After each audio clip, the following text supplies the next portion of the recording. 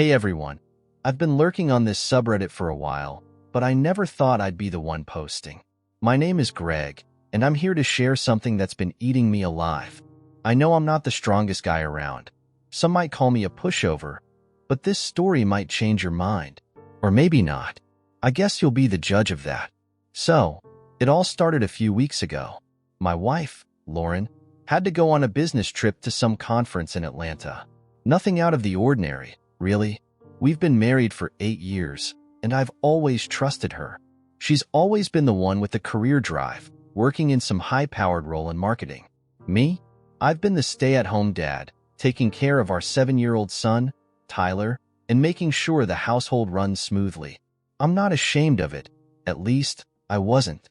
When Lauren got back, I noticed something odd. There were some white stains on the blouse she had worn to the big client meeting. I remember asking her about it casually, and she just laughed it off, saying it was probably some spilled coffee or maybe lotion. But something about her laugh didn't sit right with me. It felt forced. But hey, I'm Greg, the guy who always gives people the benefit of the doubt, right? For the next few days, I couldn't get those stains out of my head. I'd catch her texting a bit more than usual, smiling at her phone, and then hiding the screen whenever I came close.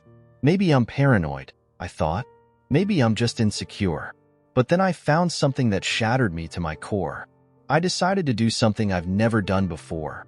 I took that blouse and went to a private lab. I didn't even know what I was looking for. Hell, I just wanted some peace of mind, some confirmation that my doubts were ridiculous. But when I got the results back, it was like my entire world crumbled in 1 second. The lab found traces of seminal fluid on her blouse. And no, it wasn't mine. My heart pounded as I stared at those results. I could feel my face burning with shame, anger, and the most gut-wrenching sadness I've ever experienced. I thought maybe I was going crazy, so I decided to dig even deeper. That's when I found out she had contracted an STD, a deadly one at that. How could this be happening? How could the woman I've shared my life with, the mother of my child, do something like this? I wanted to confront her right then and there. I wanted to ask her what the hell was going on. I even planned on begging her to get treatment. I'm not proud of it, but yeah, I would have begged. Because I still loved her. Because I didn't want Tyler to grow up without his mom.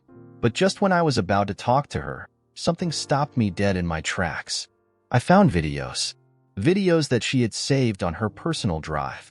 I don't even know what possessed me to look there, but I did. And that's when I saw her and him. A guy I'd never seen before, but someone who clearly meant more to her than I did. They were laughing, talking, and doing things that made me want to puke. In one of the videos, she even mocked me, called me a pathetic excuse for a man, while she was with him. It was at that moment I knew. She dug her own grave. This is just the beginning of my story. There's a lot more to unravel here. How I found out more about the guy, what I did next, and how everything spiraled out of control. I'll be back with part 2 soon, but for now, I need a break. Just typing this out makes my blood boil. Stay tuned, because this isn't your average revenge tale. This is going to get messy. After finding those videos, I felt like my soul had been torn to pieces. I mean, who does that? Who mocks their own husband while cheating with some random guy? I couldn't stop shaking. My first instinct was to rush upstairs and scream at her, demand an explanation, throw every single thing she owned out the window. But instead, I froze. I knew I had to be smart about this, especially since Tyler was sleeping just a few rooms away. So, I sat back, took a deep breath, and let the pain sink in. It was unbearable, like a crushing weight pressing down on my chest. But then, amidst all that agony, I felt something else, a strange sense of clarity. It was as if the blindfold had been removed, and I was finally seeing things as they truly were. I knew what I had to do. I wasn't going to be this sad, pathetic Greg she laughed about. I was going to turn the tables. The next morning, I acted as if everything was perfectly normal. I made breakfast for Tyler, greeted Lauren with a smile, and asked her about her day. I could see a flicker of suspicion in her eyes. Maybe she sensed that something was off, but she shrugged it off, probably thinking I was too weak or too dumb to catch on. And honestly, that worked in my favor. That evening, While she was taking a shower, I made a quick call to a friend of mine, Daniel. He's a lawyer who specializes in family law. I explained the situation in hushed tones, and he assured me that he'd handle everything with the utmost discretion. We needed a game plan, one that would give me full custody of Tyler and cut Lauren out of our lives for good. When Lauren got out of the shower, she came downstairs looking radiant, like she had no care in the world. I forced a smile and casually mentioned that I'd like to take her out for dinner that Friday. We haven't had a date night in ages, I said, struggling to keep my voice steady. She seemed taken aback, but then agreed with a fake enthusiasm that made my skin crawl. I knew she was planning something with her lover, but I didn't care. I had something far bigger planned. Friday came, and I made reservations at one of the fanciest restaurants in town. She dressed up, looking stunning as ever, and I felt a pang of sadness. There was a time when I would have been proud to walk into a room with her on my arm. Now, it just felt hollow. As we sat down and ordered, I pulled out my phone and sent a message to Daniel. It's time. Almost immediately, Lauren's phone buzzed. She glanced at it, her eyes widening in confusion. It was an alert, a notice that all our joint accounts had been frozen. Then another message popped up, and another. Her face turned pale as she scrolled through her phone, panic setting in. What's going on?" she stammered. I leaned back, watching her carefully. "Just some housekeeping," I said softly. "You know, making sure everything's in order." She looked like she was about to say something else, but before she could, I handed her a printed copy of the lab results. The color drained from her face as she read through it. "Greg, I cut her off. Don't even try, Lauren. I know everything. The videos, the texts, the affair. All of it. You have an STD, for God's sake. You've put both my health and Tyler's future at risk. Do you have any idea what you've done?" She opened her mouth, but no words came out. I could see the fear and shame washing over her. Good. She deserved every bit of it. "Greg, please, let's just go home and talk this out," she finally whispered, tears welling up in her eyes. I shook my head slowly. "There's no home to go back to, Lauren. I've already filed for divorce. Tyler is with my parents, and I'm getting full custody. You're out of our lives for good." Her mouth hung open as she tried to process what I'd just said. "You can't do this. You can't take Tyler away from me." I smiled coldly. "Oh, but I can, and I will. I've got all the evidence I need to prove you're unfit to be his mother. You're going to get what's coming to you, Lauren. You dug your own grave." She sat there, trembling, her perfect little world crumbling around her. And for the first time in forever, I felt like I was finally in control. But this is just the beginning. The real fallout came after she tried to fight back. Stay tuned for part 3. It's going to get even uglier. As I watched Lauren crumbling under the weight of her own lies, it felt surreal. The confident, controlling woman I thought I knew had been replaced by this broken shell. But I wasn't going to let pity distract me. I'd given her my best years, supported her career, raised our child, and for what? To be ridiculed and betrayed? I stood up from the table, ignoring the curious stares from the other patrons. "I think we're done here," I said flatly. "You'll be hearing from my lawyer soon." With that, I walked away, leaving her in the middle of the restaurant with the bill and the shattered pieces of her own life. That night, I didn't go home. Instead, I drove to my parents' house. Tyler was already asleep in his makeshift bedroom. My mom hugged me tightly, tears brimming in her eyes. "You're doing the right thing, Greg. She doesn't deserve either of you." I nodded silently, swallowing the lump in my throat. My father clapped me on the shoulder. "Stay strong, son." She made her choice. But the peace didn't last long. The next morning, Lauren showed up at my parents' house. She looked disheveled and desperate, like someone on the brink of losing everything. "Please, Greg," she pleaded, "don't do this to me. Let's talk." I didn't say a word as I handed her a manila folder. Inside were copies of the divorce papers, the test results, and every single piece of evidence I had against her. "There's nothing left to say, Lauren. You destroyed our marriage the moment you brought that disease into our lives." "Disease?" she repeated, blinking rapidly. It's not what you think, I swear. I didn't know. Didn't know? I interrupted, my voice rising. You didn't know what? That you were sleeping with a man who was infected? That you were risking my life? Or did you just not care enough to find out? Tears streamed down her face as she struggled to find the right words. But there were no words that could fix this. No apology big enough to heal the wounds she'd inflicted. I'll fight you on this, she whispered, a sudden fire igniting in her eyes. You can't take Tyler away from me. I clenched my jaw, forcing myself to stay calm. I'm not taking him away. You are. You're the one who put him in danger. You're the one who showed no respect for this family. The courts will see that. Her shoulders slumped as the reality of her situation began to sink in. She looked utterly defeated, and for a brief moment, I almost felt sorry for her. But then I remembered those videos. The way she laughed at me. The way she dismissed me as nothing. That pity evaporated in an instant. She left without another word, and I thought that was the end of it. But I was wrong. A few days later, she served me with counter-divorce papers. She claimed that I was an unfit father, that I was emotionally abusive, and that I had neglected her needs for years. It was all lies, of course, but I knew I had to be careful. Her lawyer was a shark, and they were going to make this as difficult as possible. The court battle started off brutal. Lauren painted herself as the victim, claiming I was overbearing, controlling, and emotionally distant.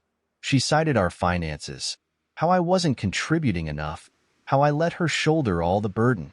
I knew it was a tactic to turn the narrative in her favor, to make me seem weak and unworthy of custody. But I had Daniel, and he was relentless. For every lie she told, I had evidence to counter it. The videos, the texts, the medical records, they all painted a very different picture of who was the real villain. But the more I tried to expose the truth, the more she seemed to dig in her heels, determined to drag me down with her. Lauren began reaching out to mutual friends, spreading rumors that I was dangerous and vindictive. One evening, I got a call from our old friend, Mike.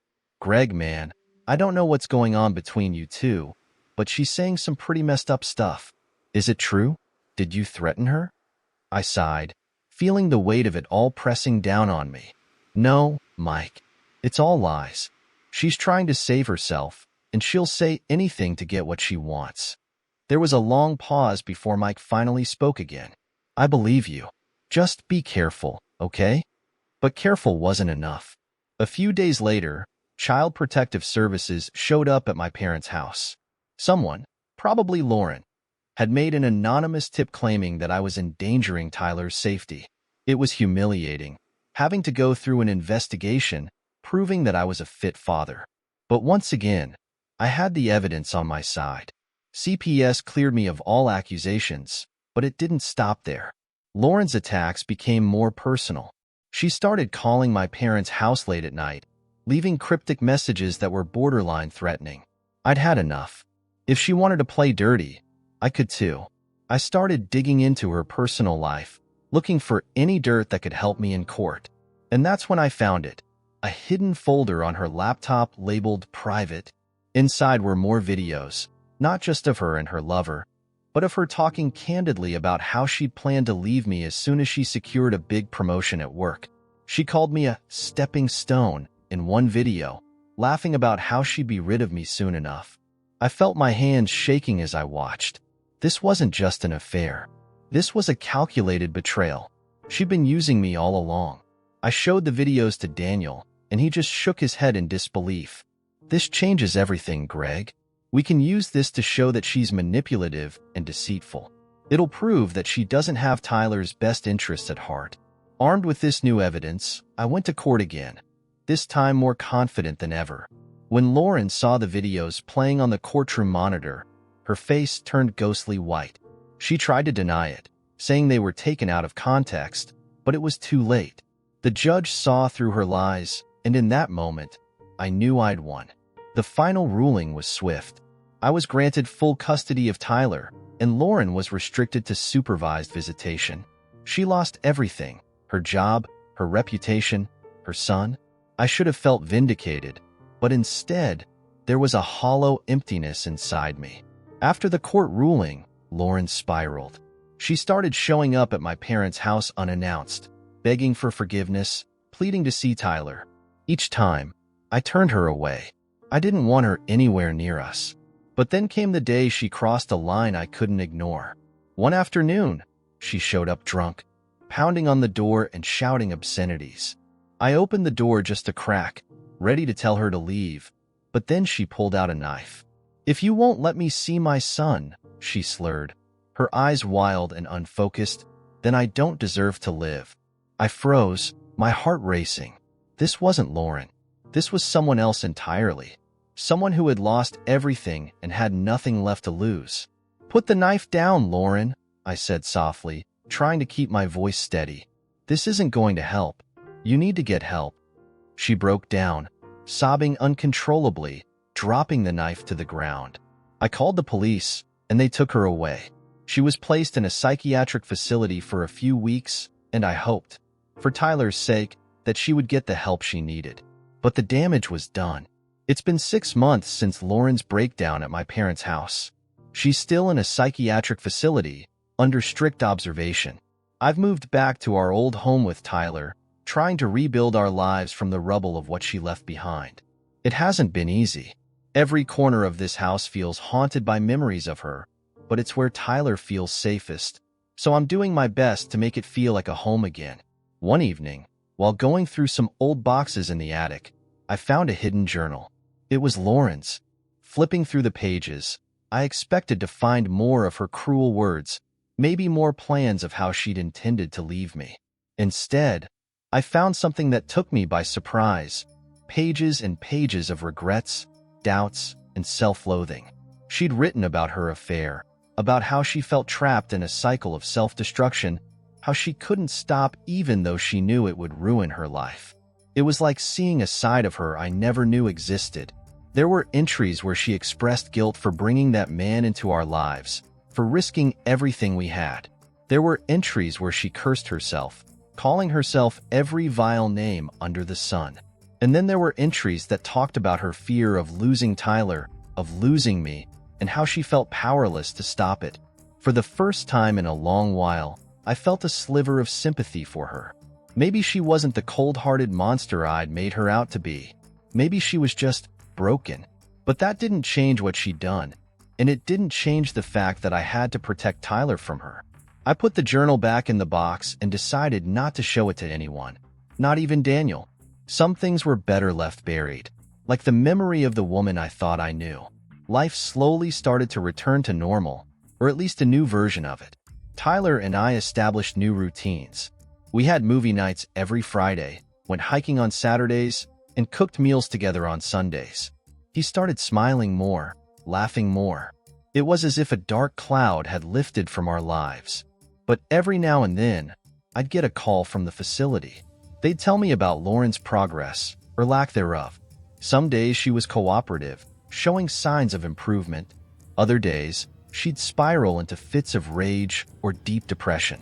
They recommended therapy for both of us, but I wasn't ready to face those demons.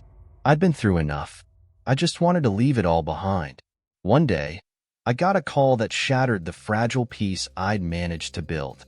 "Mr. Gregson, I'm afraid your wife has gone missing," the voice on the other end said. "She escaped from the facility last night." My blood ran cold. How could they have let this happen? Lauren was supposed to be under constant watch. What do you mean she escaped? How could she? We don't know how she did it, but we're working with the police to track her down. We just thought you should know. And be careful. Be careful. Those words echoed in my mind long after I hung up. I tried not to panic, but I couldn't help it. What if she came after Tyler?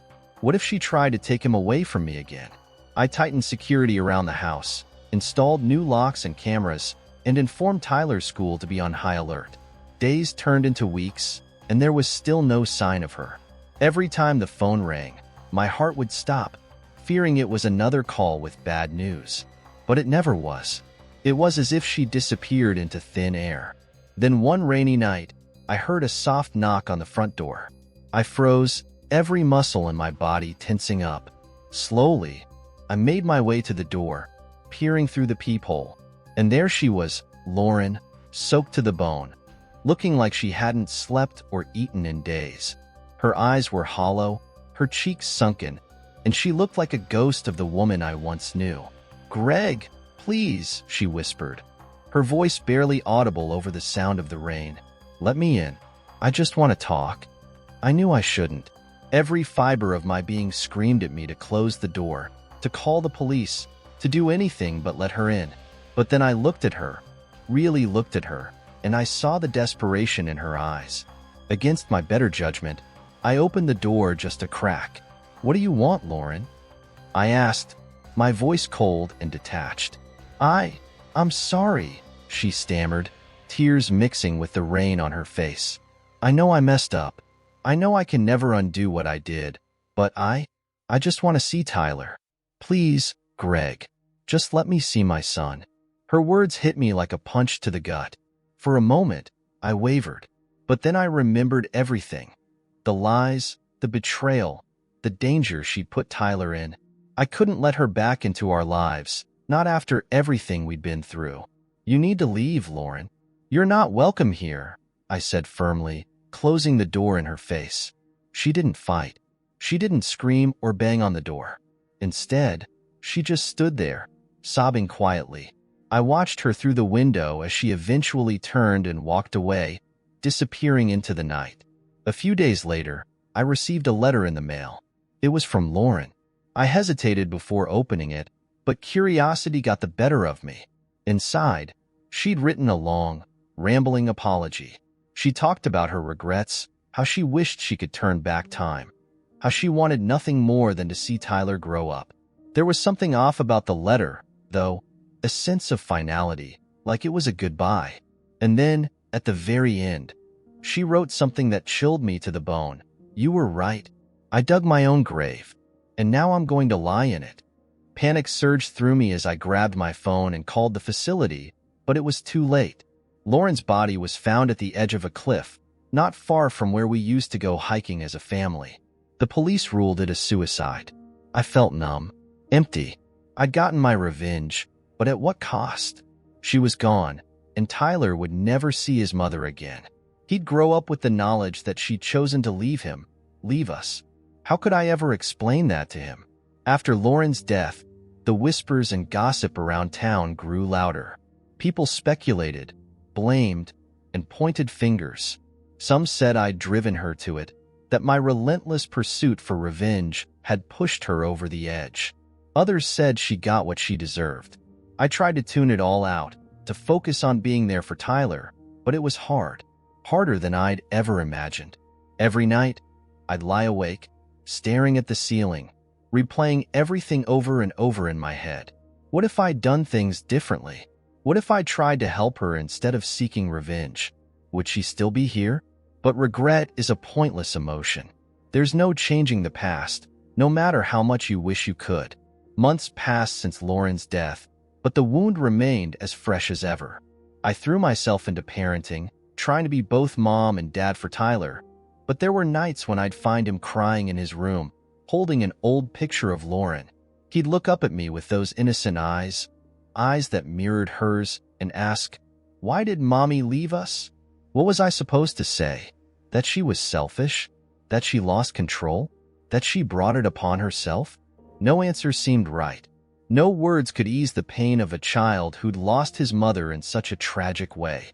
So, I did what I could. I held him, comforted him, told him it wasn't his fault, that none of it was his fault. I promised him we'd get through it together. But the truth is, I was barely holding on myself. Every time I closed my eyes, I'd see her standing at the edge of that cliff, looking lost, looking broken. And I'd wonder if maybe I'd pushed her too far. Maybe, in my pursuit of justice or revenge, or whatever the hell it was, I'd missed the signs that she was drowning. One evening, as I was putting Tyler to bed, he asked me a question that caught me off guard. "Daddy, did Mommy really do bad things?" he asked softly, his small hands clutching the edges of his blanket. I sat down beside him, struggling to find the right words. "Mommy made some mistakes, buddy, but that doesn't mean she didn't love you." Then why did she hurt us? He whispered, his voice breaking. It felt like a punch to the gut. How do you explain adult betrayals and tragedies to a child? I took a deep breath, trying to steady my voice. Sometimes, people get lost. They do things that don't make sense, and they end up hurting the ones they love. But it's not because they didn't care. It's because they couldn't see what was right in front of them. Tyler seemed to ponder that for a moment before nodding slowly. I miss her. I miss her too, I admitted, the words feeling like shards of glass in my throat. But we have each other, and that's what matters now. He nodded again, his eyes fluttering shut as he drifted off to sleep. I sat there for a long time, watching him breathe, feeling the weight of everything pressing down on me. Was I a good father? Had I done the right thing? Or had I become the monster I'd set out to fight? One cold afternoon, a few weeks later, I got an unexpected visitor. I was in the middle of raking leaves when a car pulled up to the driveway. A man stepped out, wearing a dark suit and an expression that looked like he'd rather be anywhere else. He introduced himself as Stephen, Lauren's brother. I hadn't seen him in years, not since our wedding. He'd moved to the West Coast shortly after and hadn't kept in touch. He looked older, more worn out, like life had dealt him a rough hand. But there was still a sternness in his gaze that made me wary. "Greg," he started, his voice tight and controlled. "Can we talk?" I dropped the rake, brushing off my hands. "What do you want, Stephen?" He shifted awkwardly, glancing around as if expecting Lauren to pop out from behind a tree. "I came to see Tyler, and to talk about Lauren." My heart sank. I didn't want to have this conversation. Not now, not ever. But I couldn't exactly turn him away, could I? He was family, and Tyler had already lost enough. "Fine," I muttered, gesturing for him to follow me inside. We sat in the living room, the tension between us thick and suffocating. Stephen looked around the house, his gaze lingering on the framed photos of Tyler on the walls, the toys scattered on the floor. He seemed lost in thought for a moment before turning to face me. "Lauren wasn't a bad person, Greg," he said quietly. "She was sick." I flinched at his words, the anger bubbling up inside me. Sick? She was selfish. She put our son in danger. She cheated on me, Stephen. She brought a deadly disease into our home. How is that just being sick? He winced but held his ground. She was struggling with depression, anxiety, and addiction, Greg. I found out after it was too late. She was addicted to painkillers, alcohol, anything that could numb her pain. She didn't want you to know. She thought you'd see her as weak. I felt like the air had been sucked out of the room. Addiction? Depression? None of it excused what she'd done, but it added a layer of complexity I hadn't considered. Had I been blind to her pain all along? Had I missed the signs? "She was my sister," Stephen continued, his voice breaking, "and I loved her. I know she made mistakes, big ones, but she didn't deserve to die like that, alone." I clenched my fists, the conflicting emotions swirling inside me. "What are you trying to say, Stephen? That this is somehow my fault?" "No, that's not what I'm saying," he replied softly. I want you to know that she wasn't the monster you think she was. She was fighting battles none of us could see." I stared at him, feeling a strange mix of anger and sadness. I'd spent so much time hating her, focusing on her betrayals, that I'd never stopped to think about what she might have been going through. But did it even matter? Did it change anything? "Why are you here?" I asked finally, my voice strained. "I want to see Tyler," he said simply. "I want to be part of his life, if you'll let me." I hesitated. Letting Stephen back into Tyler's life meant opening up old wounds, risking more heartbreak. But it also meant giving Tyler a connection to his mother's family, a piece of her that wasn't tainted by the mistakes she'd made. "I'll think about it," I murmured, standing up to signal the end of our conversation. Stephen nodded, looking both relieved and conflicted. "Thank you. I just want what's best for him, Greg. That's all I've ever wanted." As I watched him drive away, I couldn't shake the feeling that this was far from over. Lauren's shadow still loomed over us, her presence lingering like a ghost that refused to be laid to rest. A week later, I received a package in the mail. It had no return address, just my name scrawled on the front in shaky handwriting. I opened it cautiously, my heart racing as I pulled out a small box. Inside was a USB drive. My hands trembled as I plugged it into my computer. There was a single file on it, labeled for Greg. I hesitated, my finger hovering over the mouse. Did I really want to see what was on it? Did I want to dive back into the darkness I'd been trying so hard to escape? But curiosity got the better of me. I clicked the file, and a video started to play. It was Lauren, sitting in what looked like a hotel room. She looked disheveled, her hair messy, her eyes bloodshot. She stared into the camera, and for a moment, I thought she was going to say something cruel, something that would rip open old wounds. But instead, she started to cry. "I don't know if you'll ever see this, Greg," she began, her voice barely more than a whisper. "But if you do, I'm sorry. I'm sorry for everything. I messed up. I ruined our family, and I can never take that back." She took a deep, shuddering breath, wiping at her eyes. "I didn't want you to know, but I've been fighting demons my whole life. I tried to hide it, to pretend everything was fine, but I was falling apart inside. And when I met him, it wasn't about you.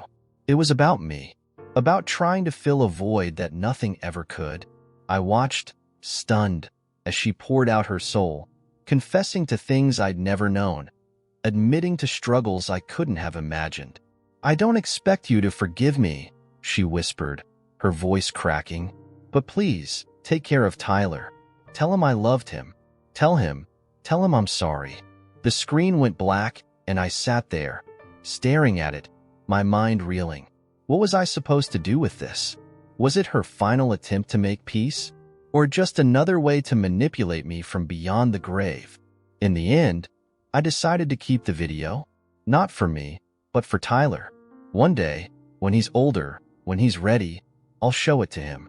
He deserves to know the whole truth, to see the side of his mother that I never could, the side that was flawed and fragile, but still tried, in her own way, to love us. As for me, I'm trying to let go of the anger, the resentment, the pain. It's a slow process, but I'm getting there. I've started seeing a therapist, opening up about things I'd kept buried for too long. I want to be better for Tyler, for him, for our family. I'm determined to be the father he needs and deserves. Lauren's gone, and I can't change the past, but I can shape the future. I'll do whatever it takes to raise Tyler in a world where he feels safe, loved, and valued. I'll make sure he grows up knowing he wasn't abandoned, that his mother's choices didn't define him or our family. Revenge was a temporary fix. It gave me some satisfaction in the moment, but it left a void that's been hard to fill. Moving forward means letting go, accepting the pain, and learning to live without letting it consume me. I'll continue sharing my story here, if only to remind myself how far I've come. But I know now that holding on to hate isn't the answer. Forgiveness may not come easy, but I'm willing to try. If not for Lauren, then for myself and my son. Because in the end, it's not about winning or losing. It's about healing and finding peace amidst the chaos. Thank you for reading. This has been the hardest chapter of my life, but I'm ready to close it and start anew.